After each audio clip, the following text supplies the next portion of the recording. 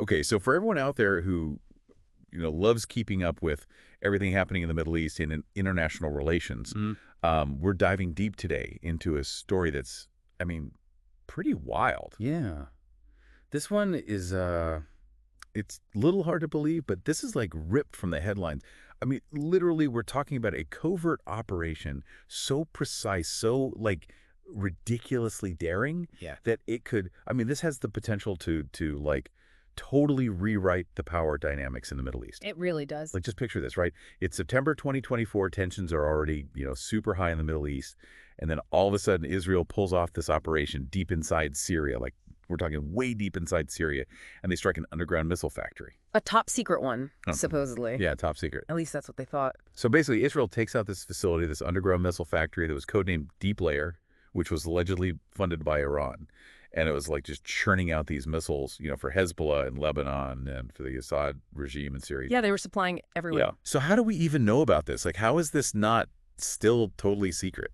Well, luckily for us, I guess the IDF, the Israeli Defense Forces, they shared some pretty key intel and footage on X. Yeah. Formerly Twitter. Right, of course. And because of that, now we can kind of piece together what actually happened during this crazy mission. Yeah. So thanks to them, we know that over 100 of Israel's most elite commandos, these guys are called Kingfishers, which I just think is a cool name. They basically dropped into Syria in the dead of night. A hostile country. Yeah, a super hostile country, right? And their mission was to completely take out this facility. And they did.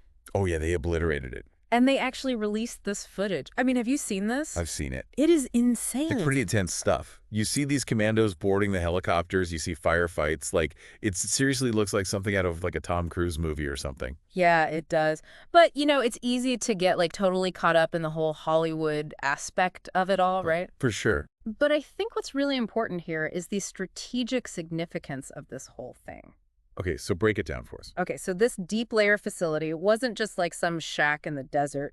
This thing was buried deep inside a mountain. Buried inside a Yeah, mountain. get this. It was hidden inside a scientific research center. Zudiki. Super sneaky. And it was about 45 kilometers from the coast of Syria. Wow, so they really thought they were being all hush-hush about it, huh? They did. This was not some slapped together operation. This was a sophisticated facility. They invested a ton of money into this thing. They had 3 separate entrances. 3 separate entrances?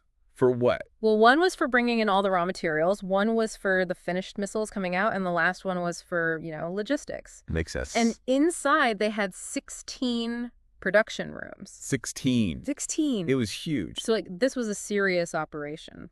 Dead serious.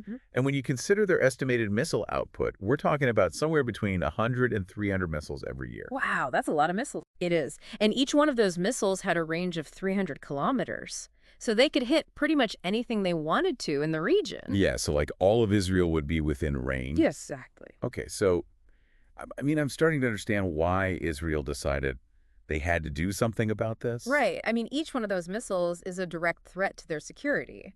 This operation was a calculated move. They wanted to disrupt Iran's entire strategy of arming its allies in the region. Yeah, they're not even trying to hide it at this point. Not really. I mean, they're basically trying to clip the wings of Iran's allies before they can launch any kind of serious attack on Israel. Smart. But the million-dollar question is, what happens next? Right. What are the consequences of this? Like, you can't just launch a covert raid like this and then expect everything to go back to normal. Oh, no. So what do you think? Will Iran and their allies just take this lying down? Will they retaliate? I mean, it's definitely a possibility. Yeah, I'd say it's more than a possibility. Probably. And they've already condemned the operation publicly. Oh. And Iran's not exactly known for letting these kinds of things slide. Yeah, they're not. So retaliation could come in a lot of different forms. I mean, it could be cyber attacks. It could be proxy warfare through groups like Hezbollah. So like things could get even messier than they already are. Oh, yeah. This whole thing throws a major wrench in the balance of power in the Middle East, and the balance was already pretty precarious. Yeah, it was. And, I mean, this operation, it sends a clear message, right? It basically says that Israel's willing to take preemptive action. Exactly. Even if it means risking further escalation. Which is a huge gamble. It is. It's a high-stakes game they're playing. For sure. Yeah. So it really makes you think about what this all means for the future, right? Yeah, it does. Right. Like, is this the start of something even bigger? Or will things eventually calm down? It's hard to say. The future is always uncertain. It is.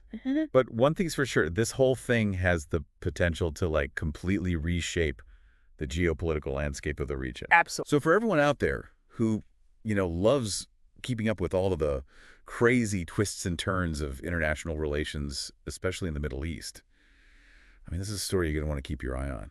Definitely. We've got a daring operation, potential for retaliation, and a whole lot of unanswered questions. This story's still being written, folks. That's the truth. So we've only just scratched the surface here. We're just giving you the basics. Yeah. I really encourage everyone, go out there, do your own research, read everything you can get your hands on, and come to your own conclusions about what all of this means. Yeah, definitely do that. And hey, if you found this deep dive insightful, maybe give us a like. Yeah. Hit that subscribe button and, stay tuned for more deep dives into these critical global events. We'll break them down for you nice and easy. We'll be here. All right. Thanks for joining us. See ya.